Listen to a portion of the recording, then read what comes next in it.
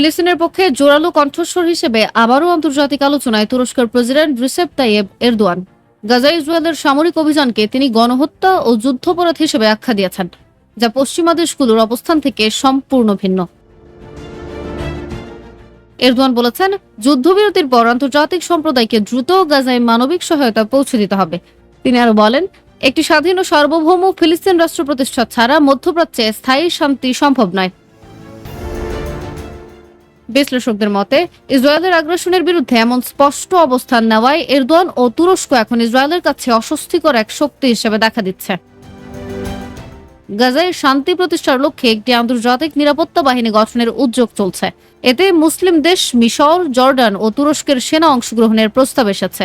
যুক্তরাষ্ট্র সহ ইউরোপীয় দেশগুলোও এই উদ্যোগে সমর্থন জানিয়েছে। তবে ইসরায়েলের প্রধানমন্ত্রী বেনিয়ামিন নেতানিয়াহু তুরস্কের সেনা অংশগ্রহণে সরাসরি আপত্তি জানিয়েছেন। তার কার্যালয় থেকে জানানো হয়েছে, গাজায় তুরস্কের সেনা মোতায়েন বা দেশটির কোনো সংশ্লিষ্টতা ইসরায়েল মেনে নেবে না।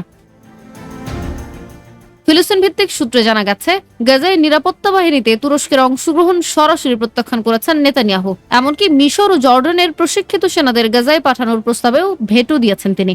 নেতানিয়াহু বলেছেন, গাজায় নতুন নিরাপত্তা কাঠামো গঠনের আগে প্রতিরোধ যোদ্ধাদের নিরস্ত্র করা এবং তাদের প্রশাসনিক নিয়ন্ত্রণ থেকে সরিয়ে দেওয়া জরুরি।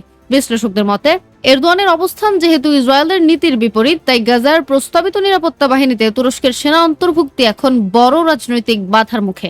এর ফলে গাজায় শান্তি প্রতিষ্ঠার প্রক্রিয়া নতুন অনিশ্চয়তার মুখে পড়তে পারে।